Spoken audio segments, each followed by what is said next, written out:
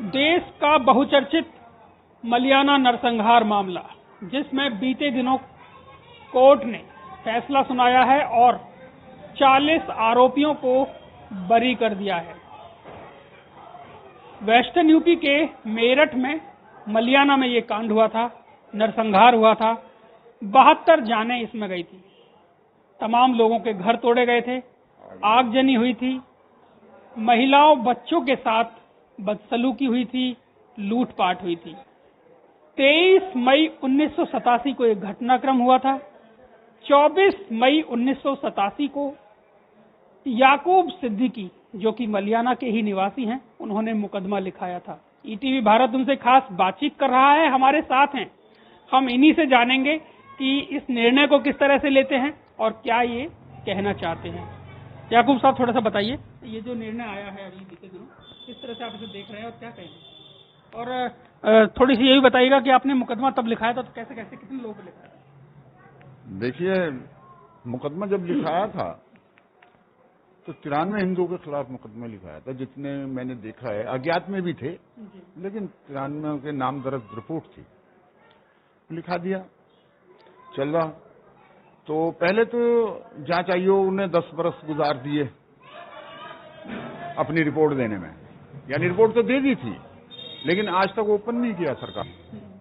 Justice Srivastava की report आज तक ओपन नहीं की। ये रिपोर्ट क्या थी, कब ये इस पे आगे बढ़ा गया था, थोड़ा बताइए। ये जस्टिस श्रीवास्तव की रिपोर्ट कब, क्या कोई इसके लिए कोई गठन अलग से गठन एक कमेटी गठन की थी राजीव गांधी साहब ने। यहाँ आए थे, सारा दौरा किया था, ऑर्डर कर गए थे कि जितने जले हुए मकान हैं इनको सबको बनवा दिया जाएगा। ठीक, कितने मकान जले? 106 मकान जले थे। तो उन्होंने ये कमेटी गठित की थी कि रिपोर्ट देगी कि आया यहाँ क्या हुआ, क्यों हुआ, किस वजह से हुआ। ठीक, तो उसमें जो हमारे जस्टिस थे वो श्रीवास्तव थे, जस्टिस श्रीवास्तव की कमेटी थी। वो यहाँ उन्होंने तमाम दौरा किया और उसके बाद हम कचहरी गए। कचहरी में उन्होंने न्यायालय लगाया है कि 1 महीने तक हमारी गवाही चली, क्या हुआ, कैसे हुआ, वो सब ले गए। अब वो रिपोर्ट उन्होंने सरकार को दी, सरकार ने उसको दबा के बैठ गए, जो आज तक ओपन नहीं की, शाया नहीं की उसे। कुछ पता ही नहीं कि उन्होंने क्या अपनी जो है रिपोर्ट दी है। जो रिपोर्ट उस वक्त तैयार की गई थी, उस रिपोर्ट का कुछ पता नहीं चला, कहाँ गई, कुछ पता नहीं कहाँ है वो। चलो, उसके बाद मुकदमा चला तो मेरी फर्स्ट एफआईआर गायब कर दी कि बिना फर्स्ट एफआईआर के मुकदमा नहीं चलेगा। भाई ये तो अदालत का काम है, मैंने तो अदालत में लगाई है, अदालत ने मेरे को डॉक्यूमेंट्स गायब हुआ तो क्यों हुआ। अब जज साहब मुझसे कह रहे हैं कि जी वो लाओ। मैं थाने गया, थाने वाले कहने लगे भी 6 साल के बाद हमारे पास कोई रिकॉर्ड नहीं। पुलिस ऑफिस गया, रिकॉर्ड रूम गया, वहां भी कुछ पता नहीं चला। पुलिस एसपी साहब से मिला, जी ऐसे ऐसे बात है, हमने कभी हमारे पास कोई रिकॉर्ड नहीं। 10 साल गुजार दिए, धक्के खाता रहा, लखनऊ तक गया, धक्के खाता, कुछ नहीं हुआ, आज तक भी कुछ नहीं हुआ। अब कई जज आए, क्या 1-2 गवाही हुई, नहीं भी हुई, वो रिपोर्ट नहीं है जी, वो बंद, मुकदमा बंद। डिले करते करते करते मैं बुढ़ा हो गया। तब आपकी कितनी उम्र थी? अब 31 साल था, अब मैं 66 साल का हूँ। 35 साल 10 महीना और 10वें दिन ये फैसला है। हाँ, ये अब ये जो जज साहब आए हैं तो हमें तो बड़ी उम्मीदें थी कि हमारे साथ इंसाफ होगा, हमें इंसाफ मिलेगा। कानून सबका है, कानून हमारा भी है, मगर वो उल्टा हुआ। कुछ गवाहियां ली, कुछ नहीं ली, और फटाफट गोलमोल क्या करा समझ में बात नहीं आई, एकदम जजमेंट आ गया। अभी तो मेरे गवाह भी रह गए, एकदम जजमेंट आया तो ऐसा आया कि वो बिल्कुल 0। तो फिर ये 36 साल क्यों बर्बाद किए भाई? इन लोगों ने तो हमें जलाया नहीं, इन लोगों ने तो तलवारें नहीं मारी, इन लोगों ने तो गोलियां नहीं मारी हमारे, हमें जलाया भी नहीं, ये तो सब बरी हैं, ये तो बेकसूर हैं, पुलिस ने भी नहीं हमें मारा, तो फिर किसने मारा? 106 मकान जले, सरकार ने इनको बनवाया, आर्मी लगाई, कर्फ्यू लगाए, मुआवजा भी शायद मिला था। मुआवजा भी हमें 20,000 रुपए दिया है मरने वालों को। कितने परिवार?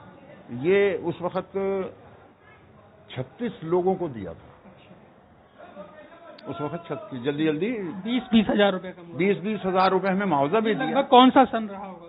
ये 87 की बात है। 1987 में जी, उसी साल में। उसी साल में हुआ था। और 500-500 रुपए जख्मियों को दिया था, मुझे भी 500 रुपए मिले, मैं जख्मियों में था, मुझे 500 रुपए दिए।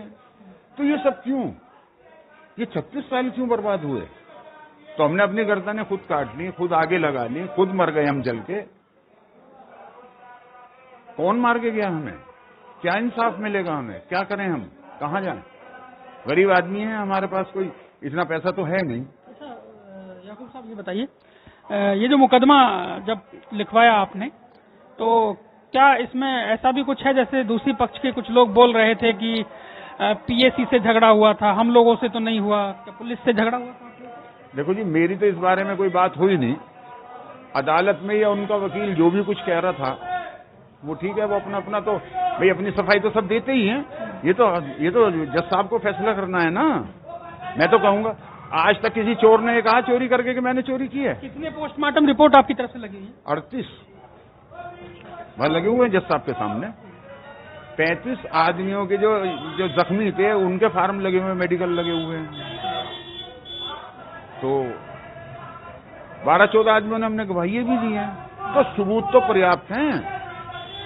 मेरे से पूछा गया, पीछे मुड़ के देखो, मैंने देखा हाँ क्या जितने लोग कटहरे में खड़े हुए हैं, जितने लोग कटहरे में खड़े हुए हैं, क्या ये सब थे? हाँ जी, सब थे। पहचानता हूं, मेरे पड़ोस में है, ये सब थे ये लोग। तो सबूत के लिए तो यही काफी है। लड़ाई तो जारी रहे, हटेंगे तो हैं। तो अच्छा बाबूजी बताइए, फिलहाल में क्या कोई किसी तरह की तल्खी है? जैसे मिश्रित आबादी का एक क्षेत्र है और पहले गांव था, अब तो ये अलग से वार्ड बन गए हैं, तो क्या कोई तल्खी है या सब कुछ सामान्य? कोई तल्खी नहीं है, न पहले थी ना अब है। कचहरी में वो अपनी जगह जाते थे अपने वकील के यहाँ, मैं अपने वकील के यहाँ जाता था। जो बात है ईमानदारी की, हमारा किसी से कोई झगड़ा नहीं है, न उससे पहले था न उसके बाद। बाबूजी, और कोई ऐसी बात जो आप ईटीवी भारत के माध्यम से देश भर के जो करोड़ों दर्शक हैं उन... देखिए, मैं तो लोग जो देख रहे हैं समझ लेंगे, सुन लेंगे, लेकिन मैं सरकारों से भी आग्रह करता हूं, मैं हाथ जोड़ के विनती करता हूं कि आज तक मेरी किसी गवर्नमेंट ने, किसी भी सरकार ने मदद नहीं की, मेरी आवाज नहीं सुनी। 36 सालों से मैं रो रहा हूं। मैं लखनऊ भी गया, मुलायम सिंह यादव से भी मिला, मैं अखिलेश यादव से मिला, सर मेरा मुकदमा डिले है, सर मेरा मुकदमा चलवाओ, सर मुझे इंसाफ मिले। मैं मायावती जी के भी पास है, मैंने चिट्ठियां लिखी हैं, मैं कांग्रेस के भी पास गया हूं, मैं जो है बीजेपी की सरकार से भी मैंने गुहार लगाई है। तो मैंने तो आज तक मुझे किसी ने कोई मेरा जो है मदद नहीं की, मेरी बात नहीं सुनी। अब मैं उन लोगों से ये बात कहना चाहता हूं कि अब जो फैसला आया है ठीक है, अब आगे की जो कार्रवाई होगी कम से कम उसमें मेरा साथ दें, आम जनता साथ दे और मेरी सरकार भी मेरा साथ दे। सरकार से मदद की गुहार ये लगा रहे हैं और साथ ही जो वो एक रिपोर्ट थी श्रीवास्तव कमेटी की रिपोर्ट, उसको जो है ओपन करें। जो जस्टिस श्रीवास्तव की रिपोर्ट है उसको शाया करें, लोग समझें, देखें कि आया भाई जस्टिस साहब ने, जांच आयोग ने जो है हमारे लिए क्या किया, गलत है, सही है, अच्छी है, बुरी है, जो भी कुछ है हमारे सामने तो आए, वो रखी क्यों है? तो मैं लोगों से, मैं सरकारों से भी यही कहना चाह रहा हूं कि वो रिपोर्ट तो शाया करें और लोग जो है समझें इस बात को, क्या यही सही है, क्या ये फैसला सही है तो सही है। आम जनता से भी कह रहा हूं, मैं सरकारों से भी कह रहा हूं कि 36 साल इंतजार करने के बाद फैसला 0, क्या यही इंसाफ है?